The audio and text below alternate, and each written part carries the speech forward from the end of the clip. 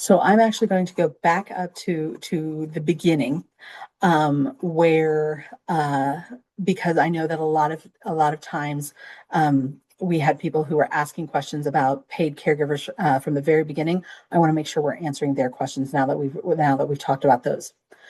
Are there any changes to pay rates for DSP parents who have adult children on the CIH waiver? If your child lives with you, or if the waiver participant lives with you, yes, the state is going to pay the provider agency less money as a result. Now, whether that provider agency then cuts your pay in proportion to that, or whether they absorb that, that's going to be based on the provider agency. I know a lot of provider agencies work on very, very thin margins though. So I would expect, although I cannot be certain, I would expect that if the reimbursement rate drops for a live-in caregiver, that caregiver's pay would also be reduced. Can you clarify what is meant with the language around transportation during rec therapy? Is the state saying an individual can't be transported to intervention site by the rec therapist? They just can't bill separately for it because it's actually built into the reimbursement rate for rec therapy. So it's that you can't bill, it's that you can't bill for both services. Let's see. Sorry, some of these I wound up answering a little bit ago, so I'm going through them. How are all of these changes going to help my child live his best life? That is a loaded question. But I do think that one of the things we have to always think about as we are going through is we've got to make sure that is ultimately our goal, is making sure that our loved ones are able to go out and explore, to help figure out what they do want in life, recognizing that is going to change over time. How many of us are doing the same thing now that we wanted when we were 18 years old?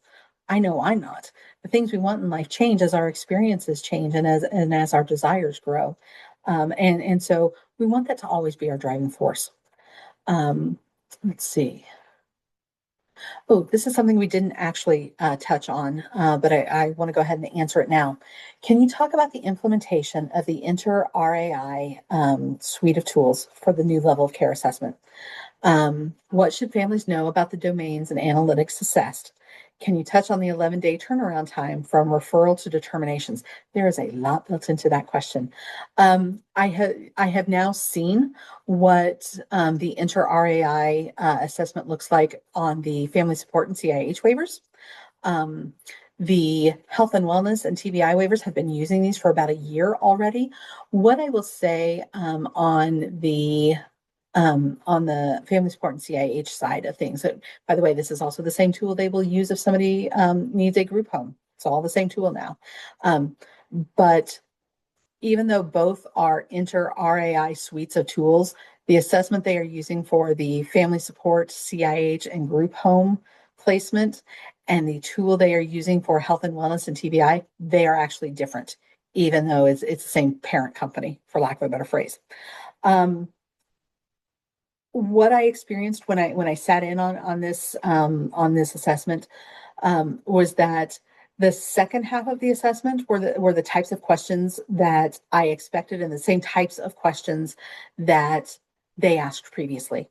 So that's where they were asking about learning. That's where they were asking about a person's ability to live independently. That's where they were asking about self-care and self-direction and those things.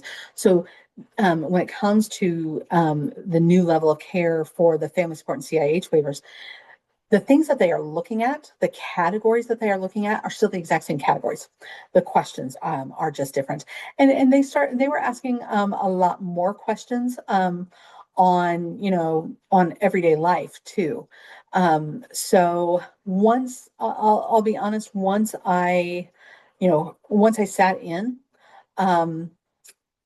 I felt, especially after we got to the second half, where they were asking the types of questions I expected, I felt a little more settled about it because I was nervous.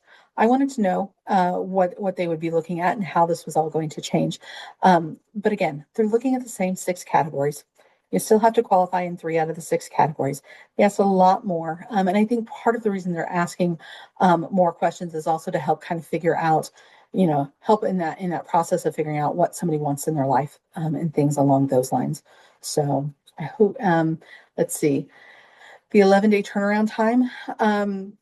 I we got the individual I was with, got his answer very, very quickly.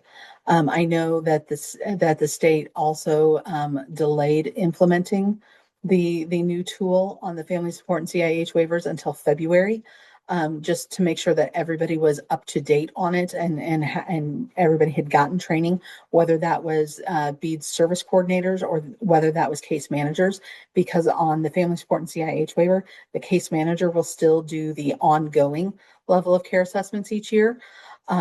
So there was a delay that way in it, but yeah, I mean, it's something that we're going to closely monitor, because anytime you've got a new tool, there are some growing pains in trying to implement it. So that's something we're absolutely going to watch and make sure that things are being done appropriately. Um, let's see. So somebody asked earlier about RH 10 and 20 and day have hours. Will the same person be able to keep doing both? So one of the issues is if they are a relative or a legal guardian, they will no longer be allowed to do day habilitation. If it's, your neighbor that you hired, or, somebody who used to work with your child that you hired, would they still be able to do that if they're not related to you or not related to the waiver participant? Yes, they would. Uh, let's see.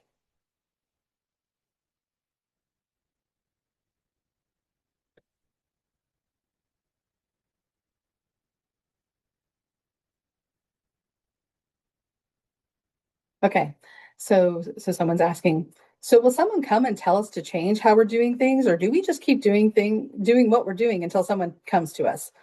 We're in that gray area you mentioned. It's a non-family caregiver. Um, who do we appeal to if they tell her to quit one or the other service?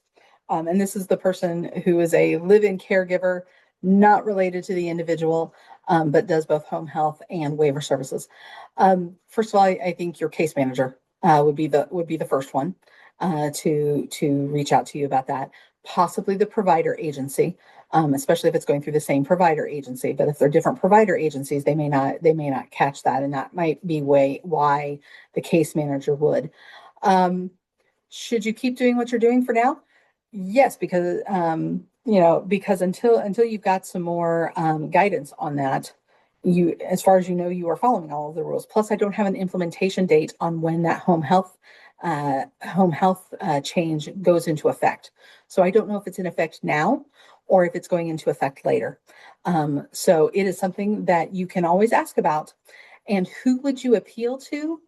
Um, you might have to appeal to both Medicaid and to the waiver, just because I could, because I don't know which one would deny, or if both would deny. So that would kind of guide your question in who would you appeal to. But who's gonna talk to you about it? Most likely the case manager. Um, let's see. Somebody shared, our local and state legislators will hopefully be flooded with comments and requests to help them better see how this is affecting some families in providing care for loved ones who really truly need reliable and honest care. Um, so, and then, glad that we could really, take the time to better understand all of this so that we can be proactive and share our experiences to help change policy, or at least help those in policy see the bigger issue. One of the other things I want to share is that right now we're talking about waiver changes that they want to implement on August 1st. The thing is, this is still short term, because next year, and literally next summer, the goal is July 1st of 2027. the state plans to completely overhaul all four waivers. So this part is short term. And one of the things I want to say is, even if you are giving public comment and things don't change now, that doesn't mean they won't change in the future. So giving your public comment is absolutely critical in making sure that waivers do what you need them to do for your loved one. Originally, in the winter of 2024, when the state put out the second plans for the health and wellness and TBI waivers, they eliminated paying legally responsible individuals completely. What happened? Parents came out, families came out, they were talking to their legislators, they were talking to the state, they were making their voices heard, and they were being seen. And what was the result of that? The state changed their mind. Maybe not as much as we would have wanted them to, but they did change their mind, at least in some situations. So that is what we've got to do, is we've got to make sure that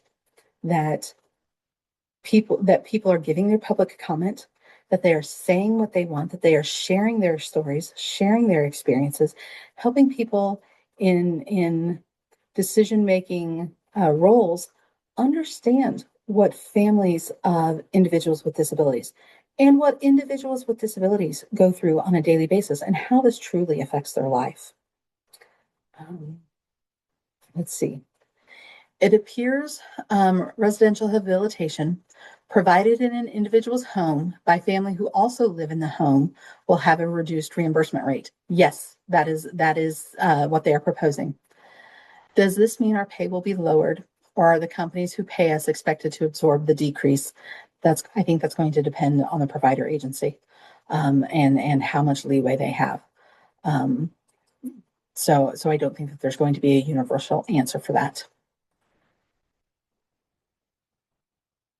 I have heard that individuals living in 24-hour supported living are going to be required to attend a day program. Is that true? That's not anything I'm seeing at this point. I will say that the waivers, and specifically the CIH waiver, really is not set up to provide 24-hour care for an individual who is living alone. I know that the state really does want to see individuals getting out of their homes and doing things. So that is part of it too, is making sure that people aren't stuck at home. But whether that's a day program, whether that's employment, whether that's something else that they enjoy doing, it's about getting them out of their home and doing more things. And so I think that is a little bit more of the idea behind the rumor, and that's a rumor, because I'm not seeing anything that is going to require that. But I will say that the state is trying to encourage people to be able to get out and leave their homes and do things out in the community. And a lot of times, sometimes we have people who really only want to stay in their homes. A lot of times people are in their homes because they're stuck, because they don't have the staff who can help them get out and do things. So it is kind of a double-edged sword there. If someone lives in a supported living home, a 24/7 waiver home, the parent or legal guardian would not be considered the primary caregiver, right? I can't guarantee that, but if they are living outside the family home, no, I don't think that they would be considered the primary caregiver. So that legal guardian should be able to provide both services. Of course, not at the same time. That gets us into a gray area, especially when we're talking about a parent or a legal guardian. So don't get me wrong. I think there would be pushback.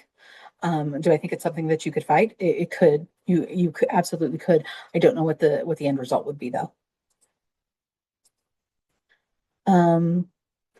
If there is this division between home health and PAC, do each of those get capped at 40 hours?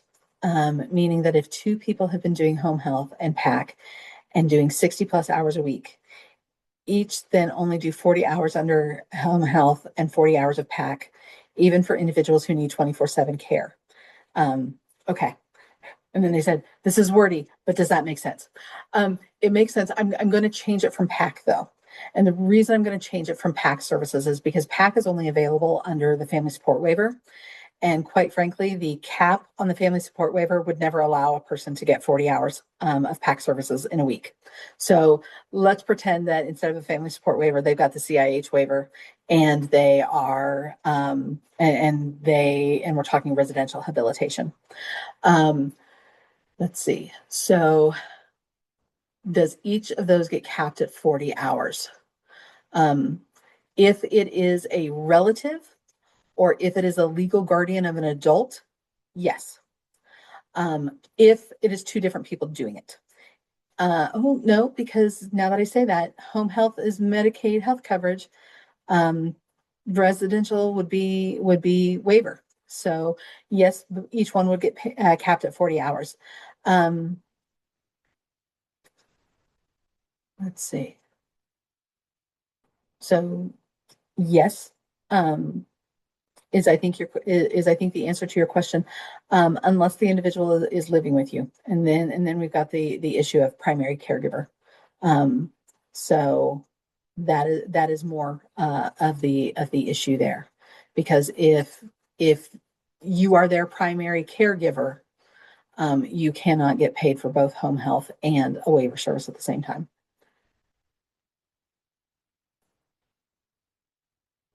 Okay. I'm going to ask this person to clarify their question, because we're using too many acronyms at this point, and I don't know what the acronym means. I also heard HH changes if the PCG is 70 or older. Oh, now I understand what it is. I've also heard of home health changes if the primary caregiver is 70 or older. Sorry, took me a little while to decipher the abbreviations there. I would have to go back and through the home health waiver or the home health manual to find that for sure. Here's the thing, you know, I think we all know that there is a waiver manual that's available that really gets into the details of everything waiver affiliated, how you qualify, how they come up with your budget, all the details on every single service, all of that. Medicaid also puts out manuals for each type of healthcare. So there is actually a home health services manual, and it's only 25 pages long. So it is absolutely something that you could go through and you could read on your own, and would be decently easy to navigate. Now, it's written in bureaucracy. It looks like English. No, it's bureaucracy. So it's a different language, but it's something that you can absolutely look up. You could either try to Google Indiana Medicaid manuals, or you could specifically, Google Indiana Home Health Services Medicaid Manual, and find it that way. You could also email me, Karly, Karly, at arcind.org, and I can send you the link to it too. You just need to remind me that's what you needed.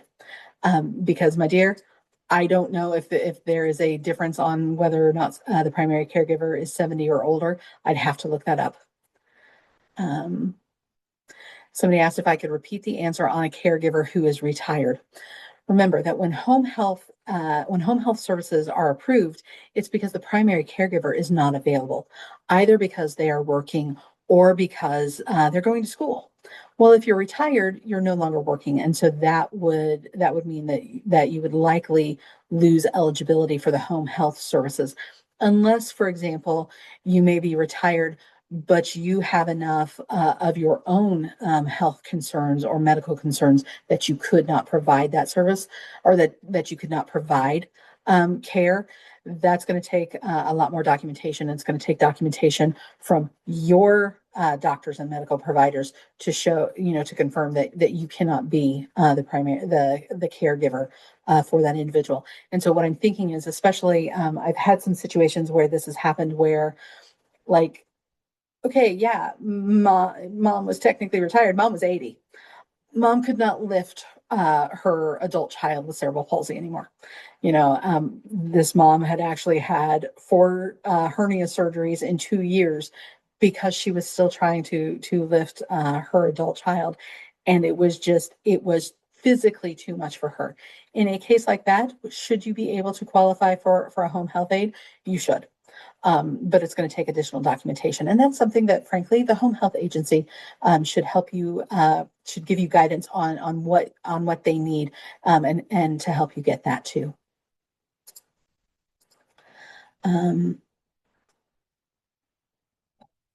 What happens if a relative works for a day service provider? Can they never have their relative in their group for the day services? And that is how I interpret it. Yes. When you say relatives, is that legal guardian or any relative? I am so glad you asked that. And this is one of those changes that went into effect December 31st, where they made the definition of relative the same for all four of these waivers. Because prior to this, they had different definitions. So a legal guardian is a completely separate issue, okay, in the waiver world. When we're talking a relative, though, they mean a parent, a child, a grandparent, a grandchild, aunts or uncles, siblings, niece or nephew, or first cousin. And they actually specify first cousin. It doesn't matter if that relative is a natural relative, meaning a blood relative. It doesn't matter if they are a step relative, a half relative, an adopted relative, or an in-law. All of them are considered relatives under this definition. So if you have a stepbrother who is going to be providing services, that's still a relative.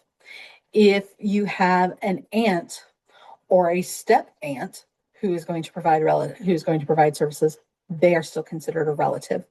If you have a brother-in-law who is going to provide services, still a relative based on these definitions.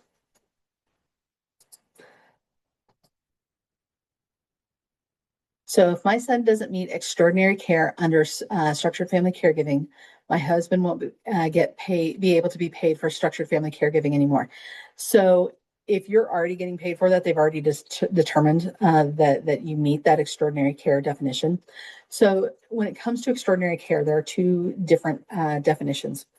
The first part of it, just extraordinary care, means care that is more or unusual based on the individual's age, and it's outside those typical caregiving needs. If you've got a 2-year-old and you are still bathing them, you are still feeding them, that's actually pretty developmentally appropriate for a 2-year-old. If your 2-year-old is not potty trained, that's typical for a 2-year-old. That's not extraordinary care. That's just normal care. If you have a 16-year-old who is incontinent, that's beyond the normal caregiving needs of a typical 16-year-old. If you have a 16-year-old who needs help bathing or going to the bathroom or getting dressed or anything like that, that is beyond the typical need of a typical 16-year-old. Therefore, it meets that extraordinary care, the first portion of that definition. With structured family caregiving, that's what they're looking at. With attendant care, they're looking not only do you meet that definition of extraordinary care, but do you also have that intensive nursing need? And so we may have some people who meet the first part of the definition of extraordinary care, but don't have that intensive nursing need, in which case you could not get paid for attendant care, although you could get paid for structured family caregiving.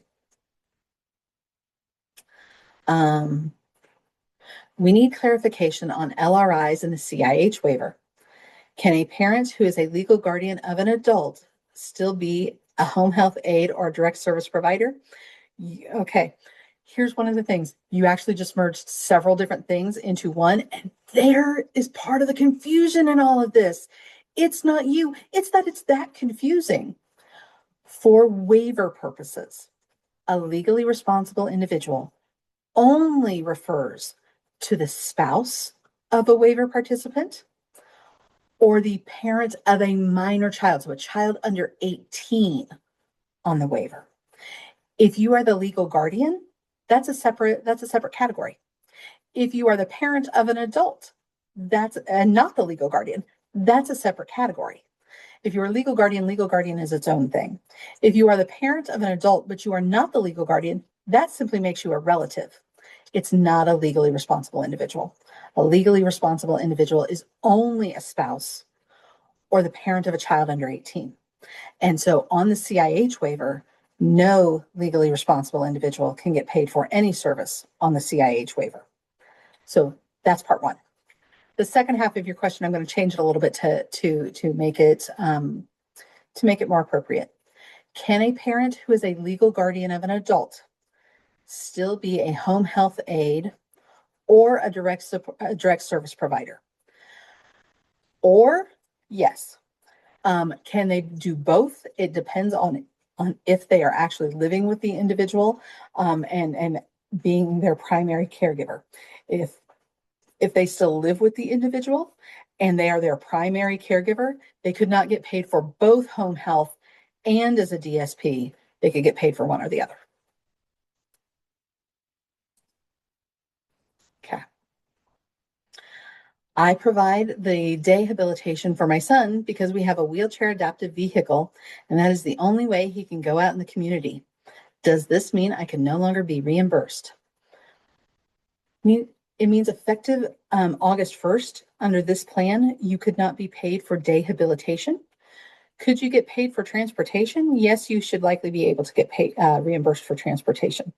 And so one of the things you may want to consider is either using a different service rather than day habilitation, or seeing if there is another day habilitation provider who has a wheelchair accessible van or a wheelchair accessible vehicle.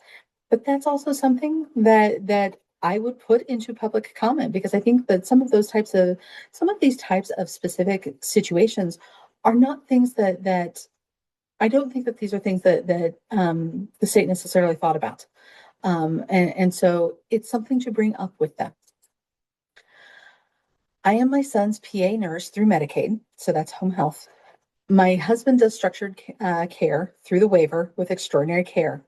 Could I also do attendant care with his PA hours? No. Son is 24/7 total care, tube fed, and lots of skilled nursing needs on health and wellness waiver. So because you are paid through home health, the way the home health regulations are being changed, you could not be paid for home health and for any waiver service, okay, whether it's structured family caregiving or whether it's attendant care. Could you get paid for the home health nursing and your husband get paid for structured family caregiving still? Yeah, absolutely, that can happen. Can you get paid for the home health nursing and your husband get paid for attendant care? Since he meets the definition of extraordinary care and likely has the intensive nursing needs, your husband should be able to get paid for attendant care for that. So it's something to actually absolutely talk with not only your case manager, but also your service provider agency about this as well, to see if this could be an option for you.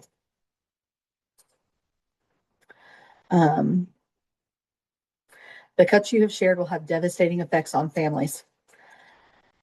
That's why it's so important to speak up.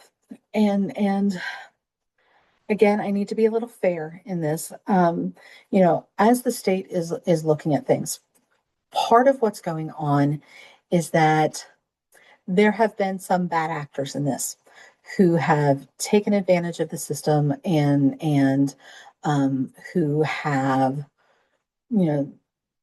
who have not been following the rules and have slipped through the cracks and all that. And so that's one of the things the state is wanting to crack down on. That's one of the reasons why they're going to be requiring a lot more documentation when it comes to services.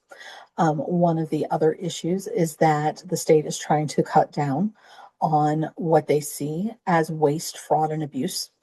I think part of that is that there certainly has been, and there have been providers, whether they were family members or non-family members, who were billing for things inappropriately, who were billing for services they weren't providing.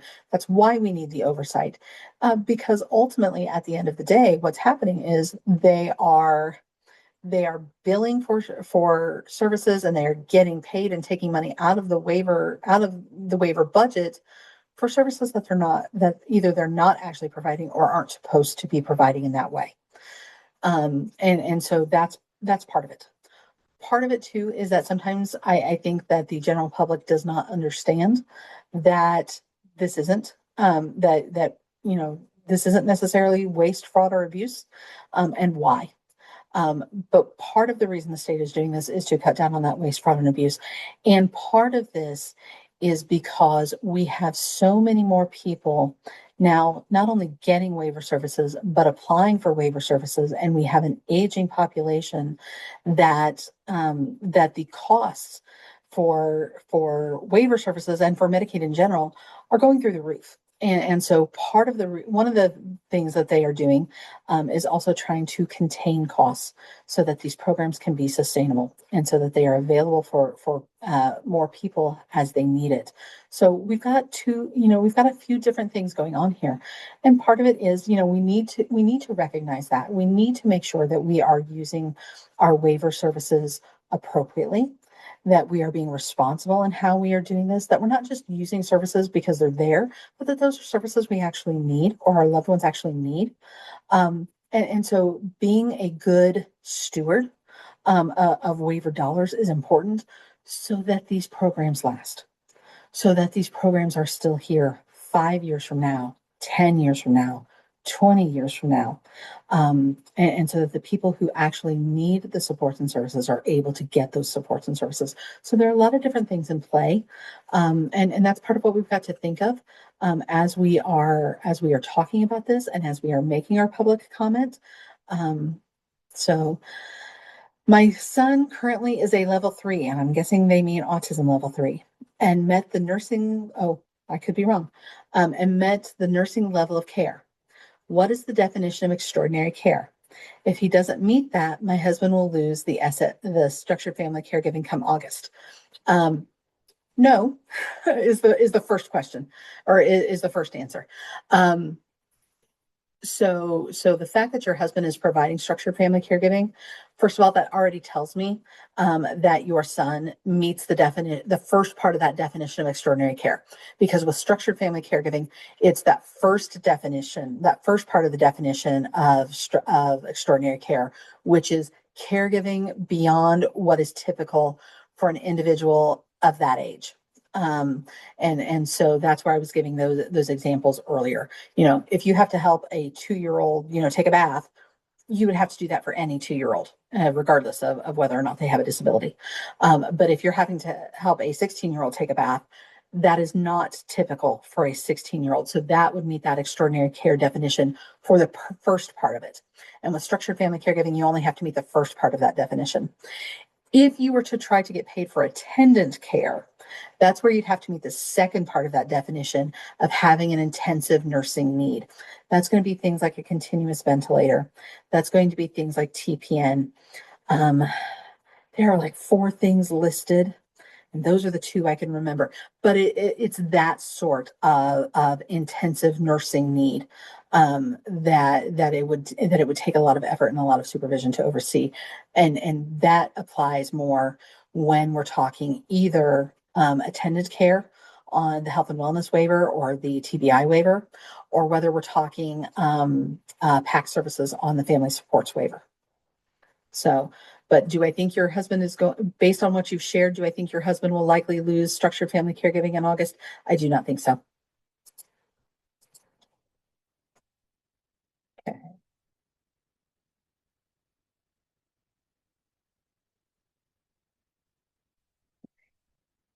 Um, Individual lives with 2 guardians who are married.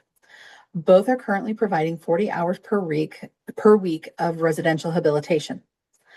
Under the new proposals, will the reimbursement be a total of 40 hours per week like it was years ago? That's going to depend on the age of the waiver, the person on the waiver. If the person on a waiver is under the age of 18, yes, it would be a total of 40 hours between the 2 caregivers, between the 2 guardians. But the way this question is written, I don't think that's the case. I think the individual on the waiver is over 18, in which case each guardian could each get paid for up to 40 hours a week. But if we've got a guardian who is providing, say, residential services and say workplace assistance, which is one of the services that they could also get paid for, they could get paid for a total of 40 hours between the residential and the workplace assistance. So we've got a couple of different things there. If if the person is over 18, each guardian could get paid for 40 hours per week of services. It's a matter of, it's a total of 40 hours a week for services for each guardian. Are these changes a done deal or just proposed? Actually, what the person said was, so probably a stupid question. Are these changes a done deal or just proposed? Not a stupid question at all. And you are thinking right on the money, my dear. Absolutely, things can be changed. And I have seen them be changed. I have seen them be changed with the first go round, and I've seen them changed later on. So it can still be changed. Remember though, the state is planning on doing a complete next year. So even if a change doesn't go into effect with this proposal, doesn't mean it can't be absorbed into the next proposal. Because again, we're doing a complete overhaul. They're calling it waiver reset, but it's a complete overhaul of the entire waiver system a year from now. So absolutely raise your voice, say what you want waivers to do for you and in your life, what is important to you, so that even if it doesn't get included into this waiver amendment, it can get included in the next set of waiver reset.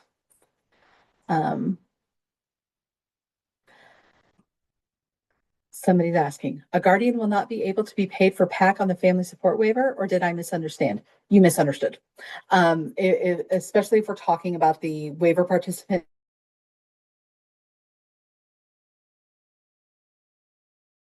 The waiver participant is under the age of 18.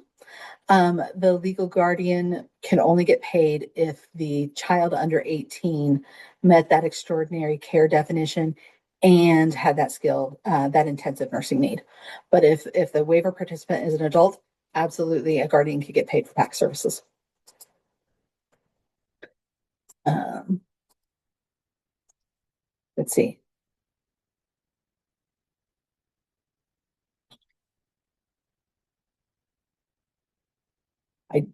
I think I have already answered this question.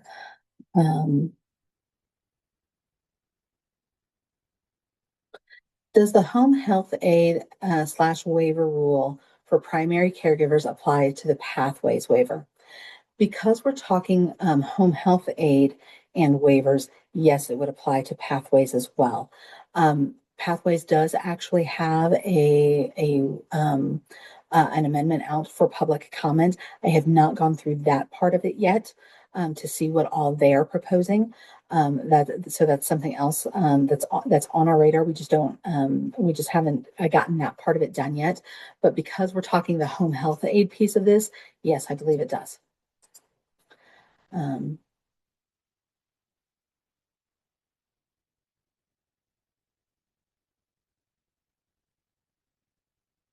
If a parent owns and runs a day center, then they can no longer provide day center services for their adult child. Or they could as they own the business. I know many families started their own to create more access. Curious how this will impact them. The way I understand it, if you as the parent own a day service and your adult child goes to that day service, whether you are their legal guardian or not, parents and legal guardians can no longer get paid for adult day services. So it is my understanding that they would not be able to get paid to provide services for their adult child at the day center that they own. For families or individuals who have difficulty advocating and articulating level of need requests. Wow. Okay, hold on.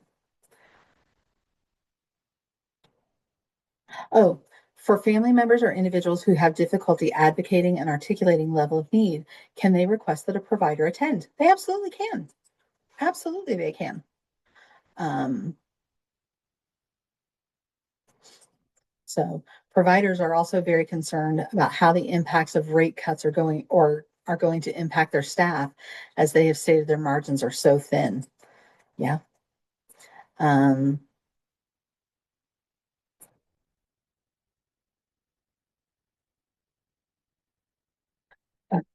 Sorry. They use the abbreviation for the service, and I didn't recognize it right away.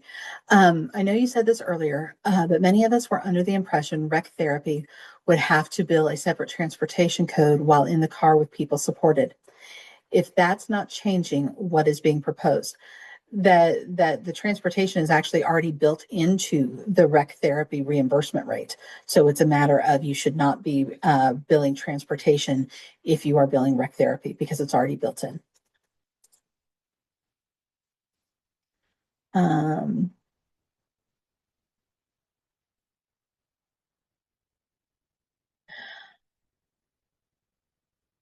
okay, part of it is you guys are asking really, really great questions that I'm not always confident in the answer for.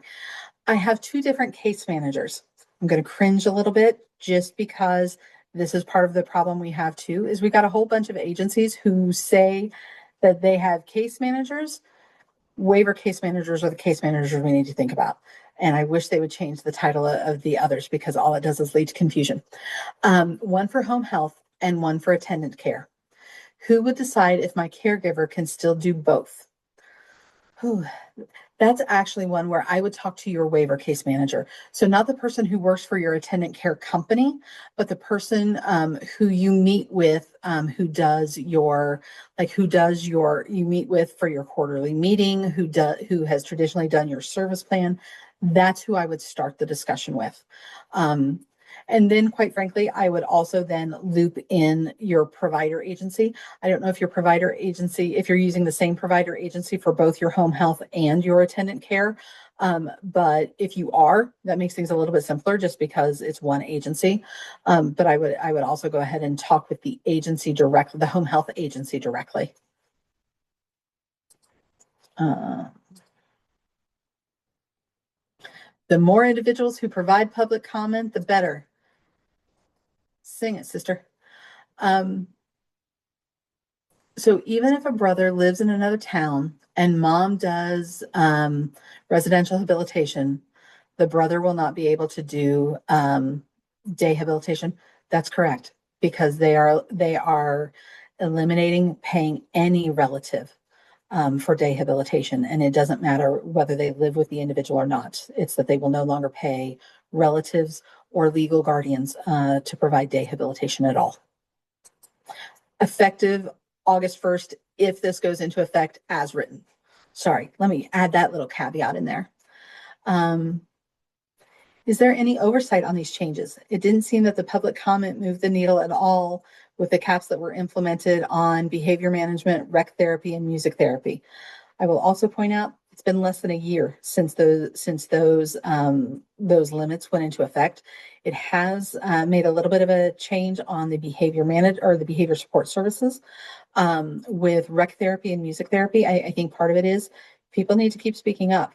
But part of it is, especially with both rec therapy and music therapy, there was a lot of there were more cases where they were concerned about fraud, and about abuse in the billing side of things. So that's part of it. That played into rec therapy and music therapy specifically. And I'm not saying, it's a very small number of bad actors in this. So by no means do I mean to paint with a broad brush, because most providers are incredibly diligent and incredibly ethical and all of that. And so I don't want to imply otherwise. And I think there were also some people who thought they were following the rules and thought that they were doing the right things and didn't realize that they weren't. But that's why we keep talking about it. That's why we don't give up in any of this. Will there be any town hall meetings so we can come together and relay our concerns regarding the proposed changes? So that's a really, really great question. I don't know. I don't know that we can't have them either. I'll say that's to be determined. How's that? Because who knows what we can pull off.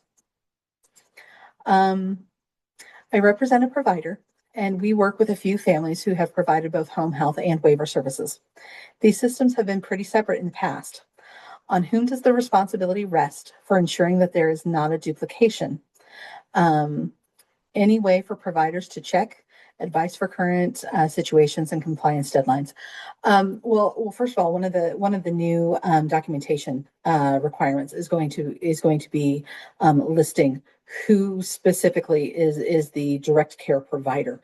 Who is the direct support professional, or who is actually providing that services, and that's going to be one way that they're going to be checking all of that.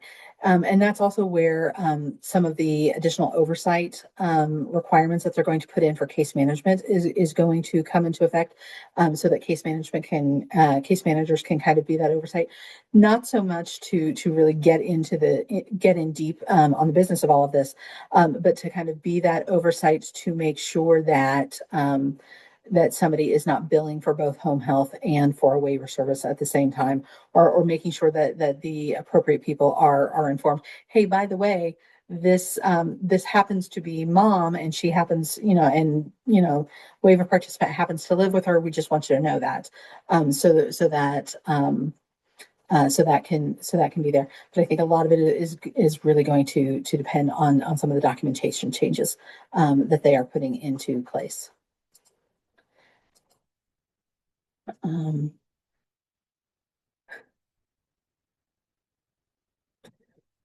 Isn't it a contradiction for the state? Sorry, I'm loving the sarcasm here. Isn't it a contradiction for the state to want people to get out of their homes, but they don't want to allow legally responsible individuals to do day hab when there is a serious shortage of DSPs? That sounds exactly like something that needs to be pointed out in public comment. Sorry, when I said sarcasm, I said that with admiration, because sarcasm is my love language. So sounds exactly like something that needs to be said. Let's see. Is a parent or guardian allowed to provide PAC services with a family support waiver? How about dehabilitation? Under the proposed changes, a parent or guardian would not be allowed to do dehabilitation unless there's a change. Could they provide PAC services? If the waiver participant is over 18, yes, they could easily provide PAC services. If the waiver participant is under 18, they'd have to meet that definition of extraordinary care and have the intensive nursing needs. Can the primary caregiver or guardian provide home health services? They can provide home health services. What this is saying, though, is you cannot provide home health services and provide waiver services. You can do one or the other. If you are the primary caregiver, you cannot do both.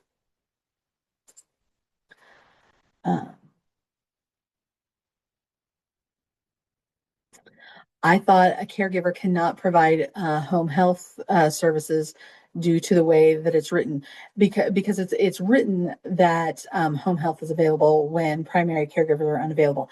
That's part of what this crackdown is all about.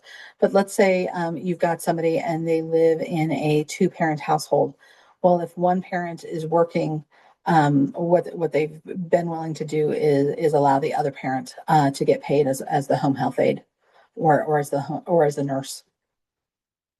So, recently, BEADS shut down the process to submit for a short-term budget request to allow support to individuals of high needs living in supported living. Have you heard of long-term budget requests are also going to be shut down altogether? So every CIH waiver participant will get the same budget regardless of their actual needs. No, they are not planning to have every CIH waiver participant get the same budget regardless of needs. That's not happening. Yes, they have been making changes in short-term budget requests and in long-term budget requests. So with short-term, and so this applies to the CIH waiver. With a short-term budget request, and this is one of the changes they're also making, is that a short-term budget request is only supposed to last for 6 months. And I know that may sound simple. For example, we recently got a call from a family who have been working on a short-term budget request because their child lost their roommate, and so they needed a short-term budget request so that they could get the extra services until they found a new roommate.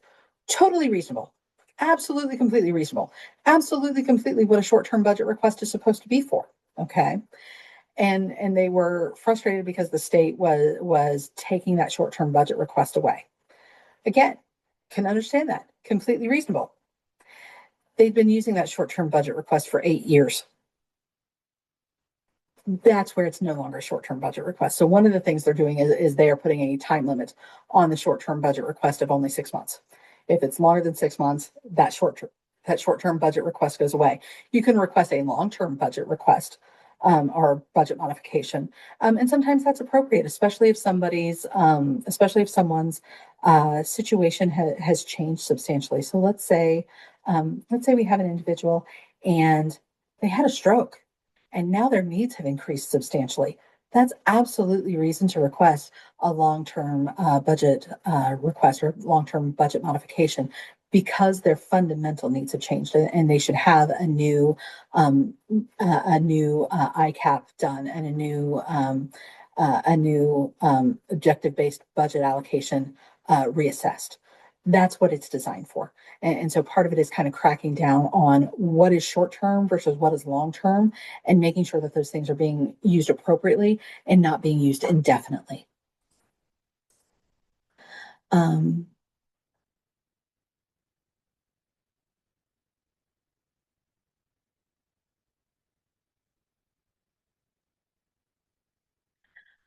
what if you are co-guardian of your sister with severe, intense disabilities needing extraordinary care?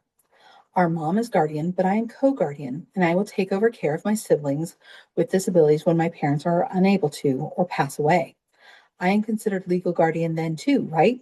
Yes, you are, because you are the legal guard. You are. It's just that you are co-legal guardians. And in this particular case, your sister has more than one legal guardian, and that's actually pretty common. So, yep. Um,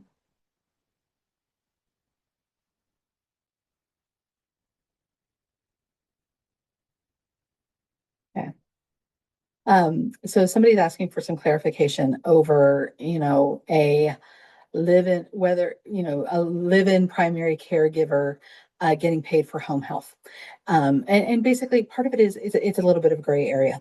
And what is happening is when you have one parent who is getting paid for home health, it's because they're saying that the other parent is the primary caregiver. And since that primary caregiver is going off to work, you are there to provide the home health.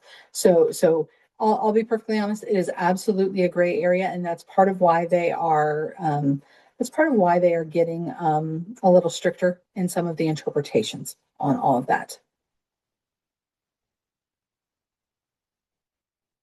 Okay.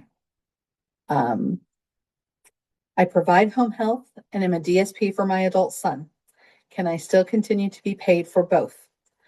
Um, if you are the home health aide, you will no longer be allowed to get paid to provide home health services and waiver services. You will have to choose which one you want to provide.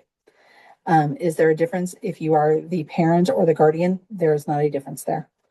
Um, where do we go to have our voices heard? That's when you absolutely want to be able to provide public comment. Talk to your state legislators too. They're the ones who ultimately authorize the funding for these services. Absolutely talk to them. Explain, hey, I am a person who lives in your district. This affects my daily life. This affects my entire family's daily life. You need to understand what it is that we go through and what these services actually do, because you would be surprised at how many legislators don't necessarily realize that the services and supports that are available for people with disabilities are actually paid by Medicaid health coverage, or are actually paid by Medicaid. They don't necessarily know that those dots are connected. So talk to them about it, and also give your public comment. So, okay.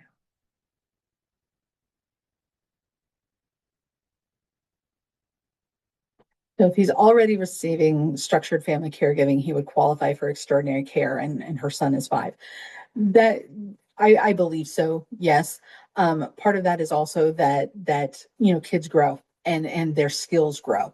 So if they were able to learn skills and no longer needed that extraordinary care, they learned how to go to the bathroom on their own. They learned how to get dressed on their own. They learned how to take a bath on their own. Um, that might mean he may no longer meet that definition of extraordinary care, but holy cow, that means your son learned how to do that. That's a great thing. And sometimes we forget that part. But if you're already getting paid for structured family caregiving, he likely already meets that definition, that first part of that definition of extraordinary care. Let's see. Um, so we could move my son's day habilitation hours to all residential hours. Then both parents can get paid no more than 40 hours each. Am I correct? You are correct. And I would also, include your case manager in on this conversation. There may be some other services that could be available. There may be some other providers who could be available. And this is one of the things that I, as a parent, sometimes have to remind myself is that, because we love our kids and all we're doing is trying to make sure that they are able to do the things they want to do. We want to keep them safe, and we know that we are their best caregivers. Sometimes it's also easy to forget. And I'm not saying this is in your situation. I'm saying this is in my situation. Sometimes we forget our adult kids, especially our adult kids, but even our teenage kids and our tween kids don't always want to be around mommy and daddy. I have to remind myself of that sometimes. Can I take my son out to go run his errands and all that? Yes. Does he benefit from going out with someone else to do those things? Yeah, he does. He gets to be more independent. He gets to be a regular adult. And that's one of the things that gets overlooked sometimes too. Whether it's the state overlooking it or somebody else, you know, in our society makes fun of that adult who is still living with his parents as an adult. How many times have you seen that in a movie or on a sitcom or something like that, where that's the butt of the joke is you're 40 and still living with your mom? Well, that's going to be the reality for a lot of our loved ones. And that should not be an insult, and that should not be something that is held against them, and that's one of the things that happens in our society, unfortunately. But there is value in somebody being able to go out with other people. There is a dignity in that. There's a dignity in being independent, even if they're being independent with a paid caregiver. It's that they're not with mom and dad. They're getting out on their own, just like any other adult would. They just also happen to have a paid caregiver there with them to help them be able to access that. So I know I kind of went off on a little bit of a tangent, and that was not directed at the person whose question that was directed at me, because I have to remind myself of that sometimes. Um,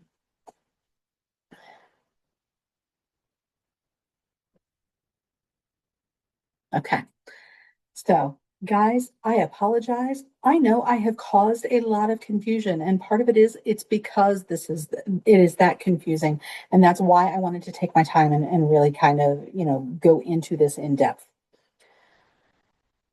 If a person is under the age of 18, their parent is a legally responsible individual. There are very few circumstances where that legally responsible individual can get paid as a caregiver. If the child is under 18, the parent can only get paid if the child has an extraordinary care need. Then they could get paid for structured family caregiving. Or if they have an extraordinary care need and have intensive nursing needs. Then they could get paid either for attendant care or for PAC services on the family support waiver. That is the only time parents of children under 18 can get paid for waiver services. If the individual is over the age of 18, oh wait, before I go there, if we've got legally responsible individuals who are getting paid to provide waiver services, both legally responsible individuals, because legally responsible individuals only refers to the parents of a child under 18 or a spouse. In Indiana, you can only have one spouse. So if you are the parents of a child under 18, two parents who are the legally responsible individuals, the parents combined can only get paid for 40 hours a week combined. They could do 20 and 20. They could do 30 and 10, but only 40 hours combined.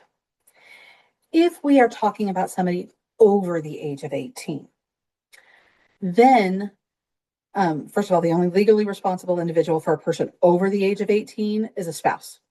Okay. If we're talking somebody over 18, we're talking about a legal guardian or we're talking about a relative. Okay.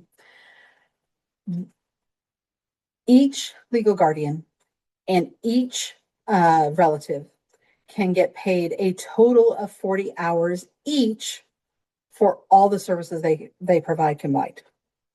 So if you've got a relative who is providing residential services and they're providing workplace assistance and they're providing extended employment supports, 40 hours for all three of those services combined per week. And then another relative or another legal guardian could also get paid to provide care. Those are separate things. So obviously, we need to find a really good way to either draw that out so that people understand it or write it out so that people understand it better. So we are going to work on a graphic for that to try to make that a whole lot more understandable, because I recognize it is confusing. And I know that is not about you, it's that confusing.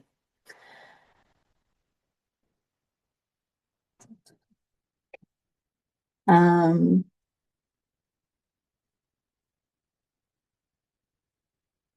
do we know what the waiver reset will look like and what they're trying to do with the new waivers? No, we don't.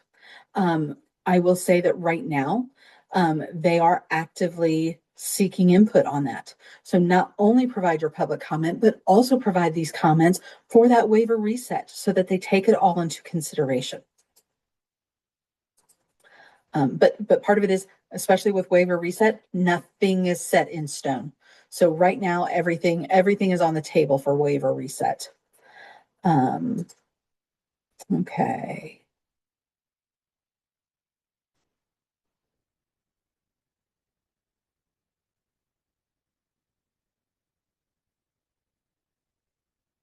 Are the waiting lists for each waiver starting over? Do we have to reapply? The waiting lists are not starting over. You do not need to reapply. How the waiting list will change when waiver reset comes into play, I don't know. Nobody knows that answer yet, because there aren't enough details to be able to answer that question yet. But that is absolutely something that will be addressed. I have no doubt of that part whatsoever. It's just that we don't know what any of that's going to be right now. Let's see. So, okay. So somebody has told me maybe if I type my answer, you guys might be able to see this. So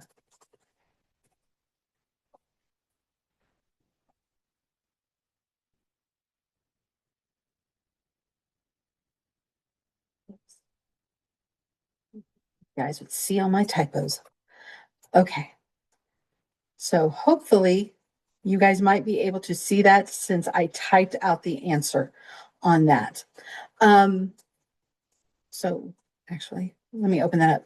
To submit comment through email, you would submit comment at DDRS waiver notice comment at fssa.in.gov.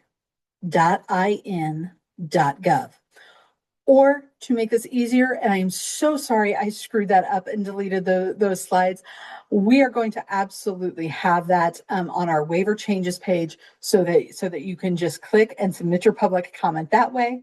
We will have the address if you want to submit your public comment through the mail. And I'm so sorry that I screwed that up, guys. I apologize.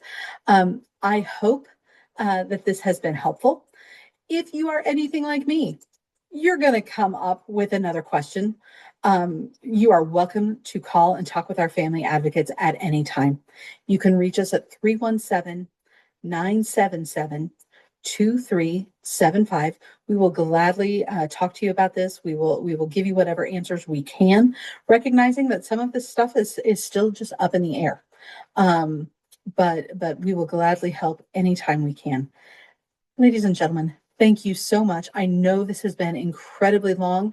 Again, we have recorded this session. It will be posted to our YouTube channel as quickly as we can so that you can also go back and rewatch this. Thank you so much, everyone. Have a wonderful night. Bye-bye.